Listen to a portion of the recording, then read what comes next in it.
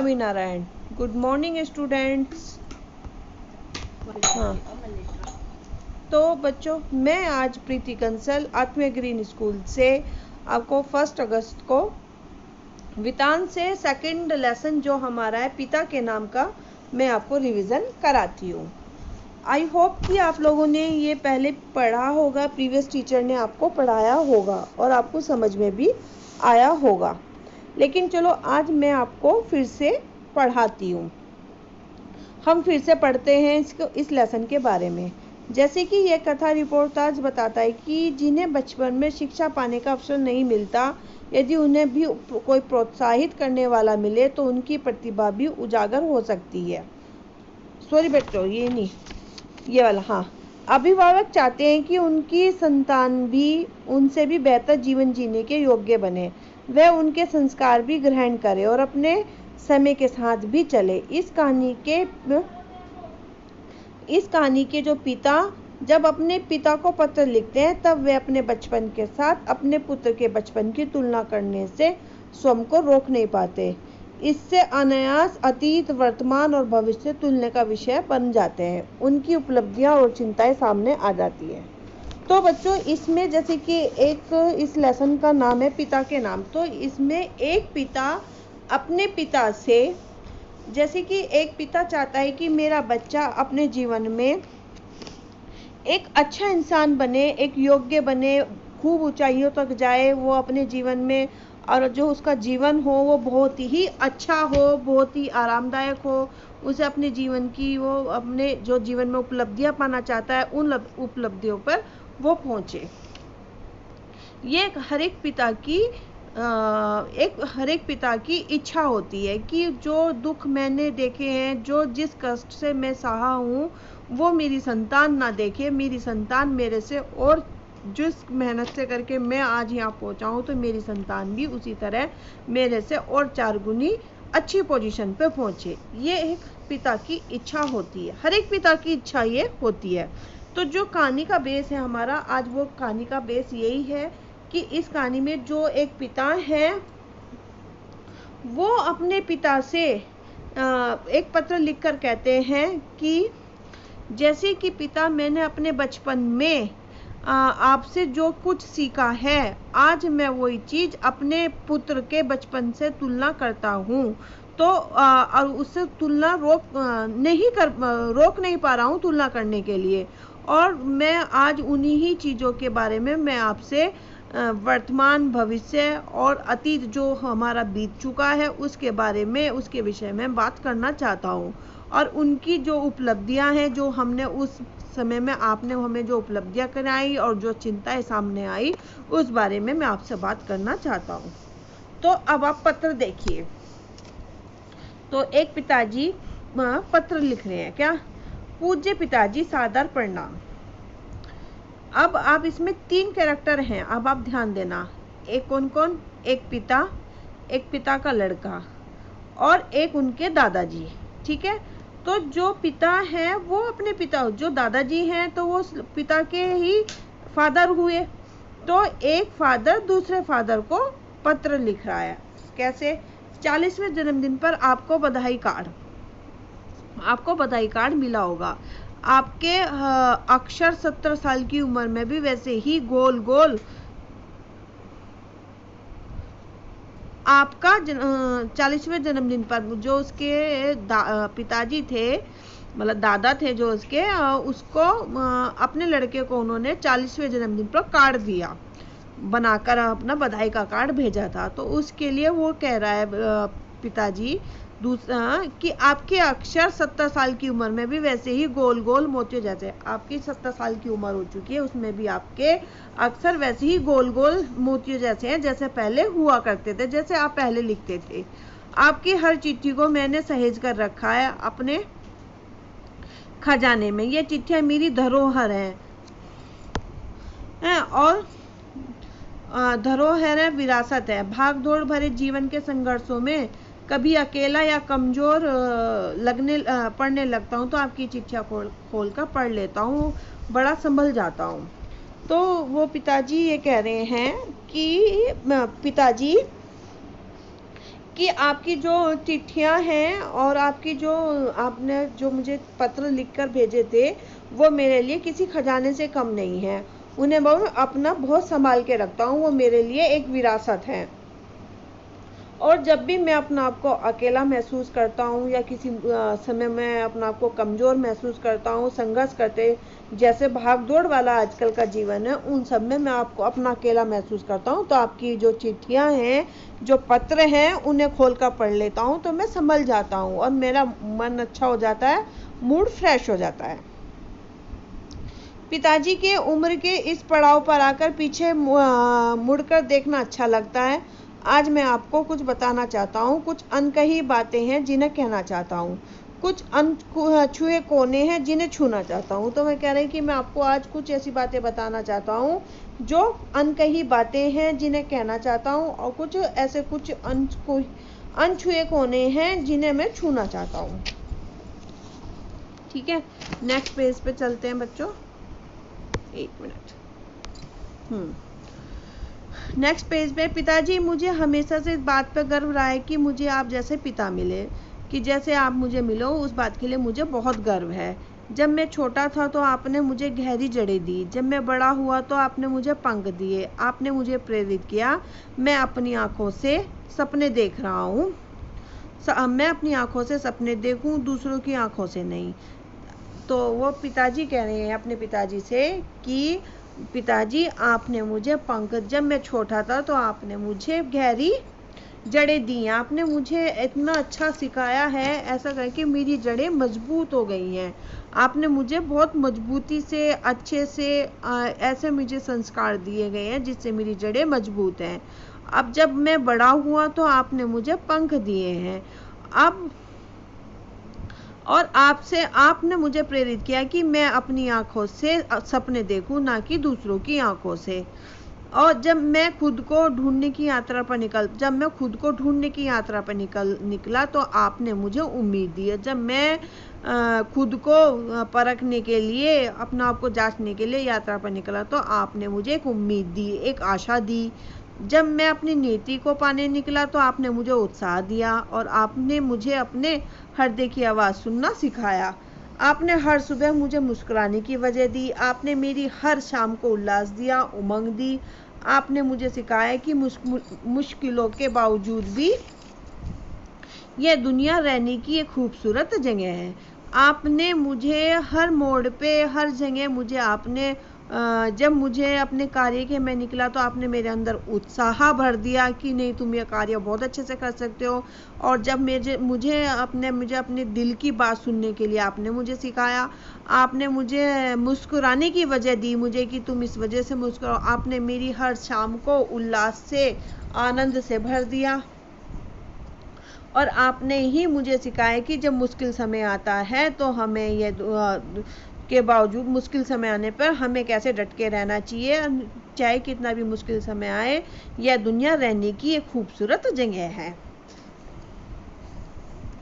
बचपन में आपने मुझे छोटी छोटी खुशियाँ दी। मुझे याद आता है कि एक बच्चा जो हलवाई की दुकान पर गरम गरम जलेबियाँ और समोसे खा रहा है, रविवार को रामबाग में गुब्बारे उड़ा रहा है, झूलों पर झूल रहा है, तितलियां पकड़ रहा है, इंद्रधनुष देखकर किलक रहा है, चिड़ियाघर में जीव जंतु देख चहक रहा है, पतंगे उड़ा रहा है, कंचे खेल रहा है, जुगनों के पीछे भाग रहा है, कबूतरों को दाना डाल रहा है, हर फूल को कली को सहला रहा है, कुत्ते बिल्लियों के बच्चों को पुचकार रहा है, और उसका पिता उसकी हर खुशी में उसकी संगी है, दोस्त है, राजदार है।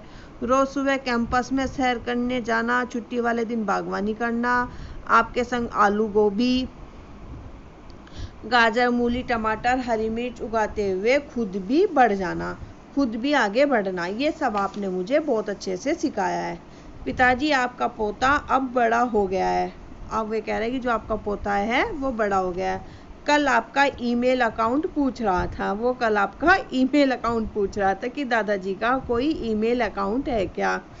आपने दादा से इंटरनेट पर चैट करना चाहता है, वो अपने दादा से इंटरनेट पर चैट करना चाहता है कि मैं अपने दादाजी से इंटरनेट पे बात करूँगा।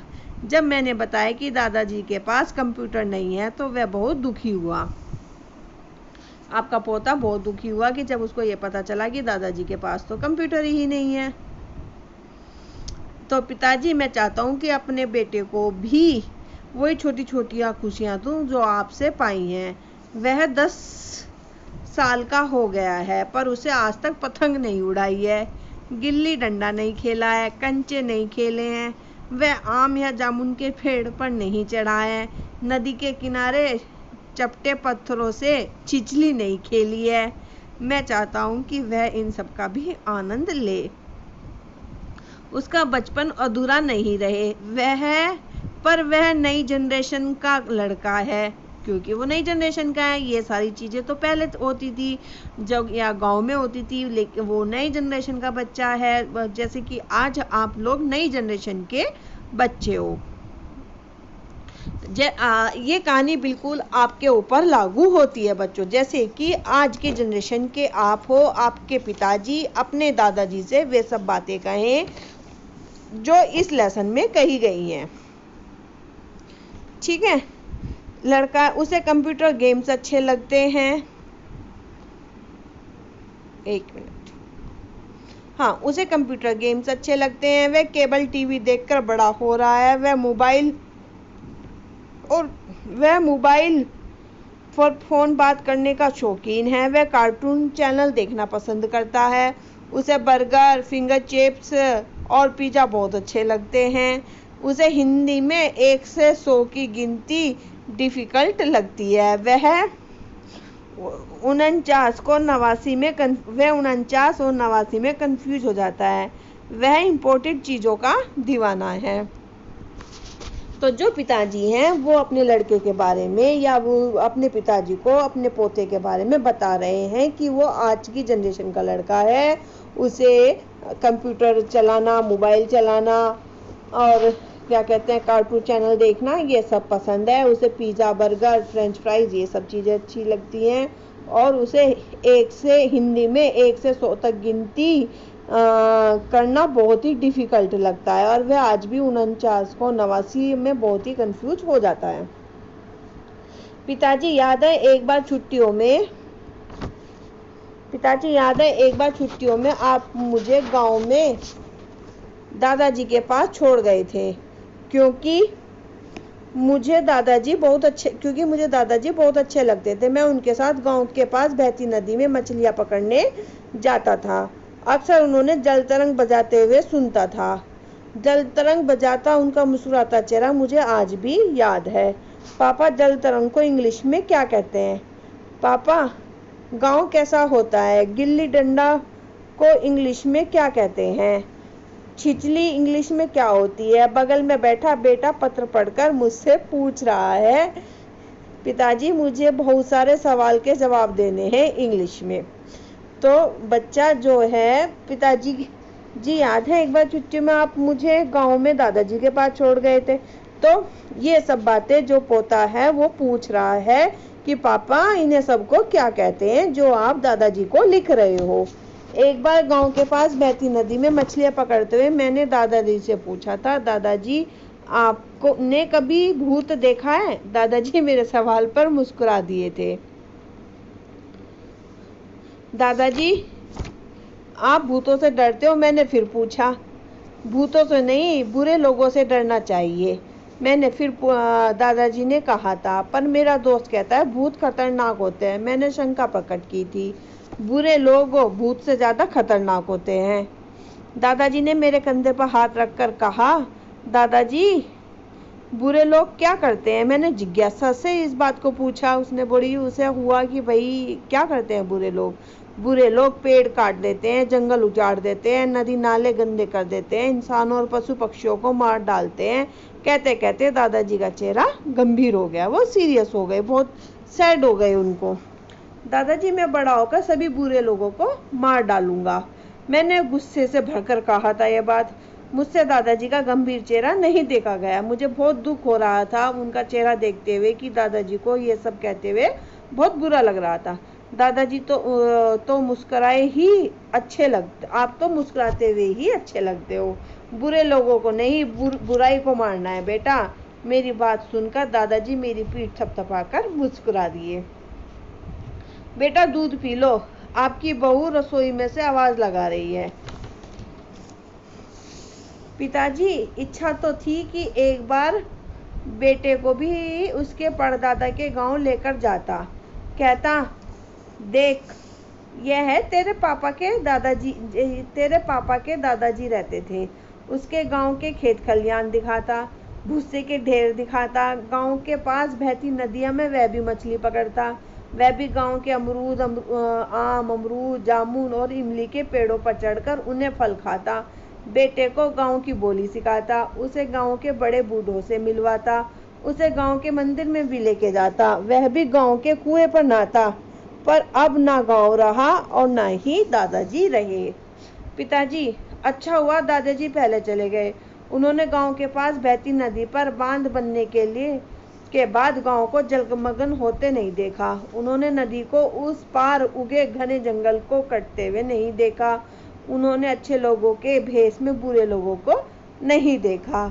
अच्छा हुआ दादाजी पहले ही चले गए, वे ये सब नहीं देख पाते। वो ये कह रहे हैं कि अगर दादाजी अच्छा हुए चले गए पहले, अगर ये सब दादाजी अगर होते तो उन्हें ये सब देखकर बहुत दुख होता है कि जो अच्छे लोगों के भेष में बुरे लोग हैं, जिन्होंने सब जंगल काट दिए और क्या कहते हैं, जो बांध बनने के लिए जो बांध बना वो सही से नहीं, तो गांव पूरा जगलमगन हो गया, वहां पे बाढ़ आ गई, पूरा गांव उजाड़ हो गया। पिताजी, इस बार छुट्टियों में आपके पोते को आपसे मिलाने लाऊंगा। मैं चाहता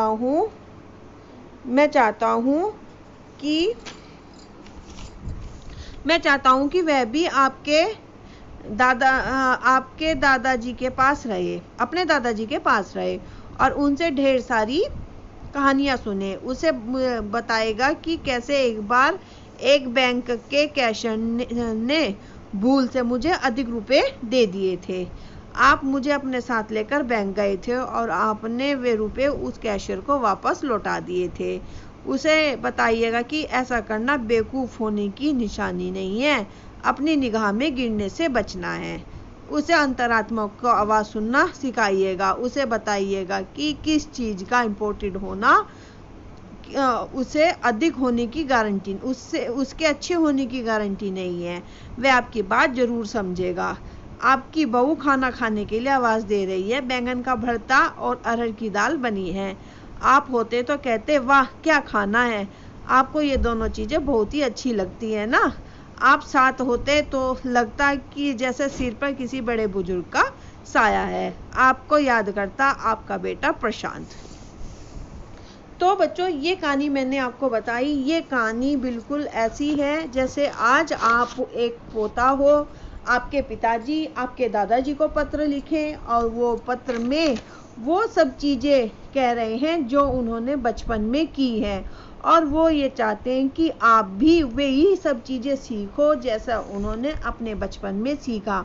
वे जैसे कि आपके पिताजी अपने पिताजी के गांव में जाकर आम के पेड़ पर चढ़ना, अमरूद, जामुन, इमली चढ़कर खाना, एक गांव से दूसरे गांव की बोली सीखना और बड़े बूढ़ों से मिलना, उनकी बातचीत मानना, गांव के कुएं पर नहाना, ये सब वो आपको सिखाना चाहते हैं कि इसका भी सीखना, इसका भी एक अलग तरह का आनंद होता है।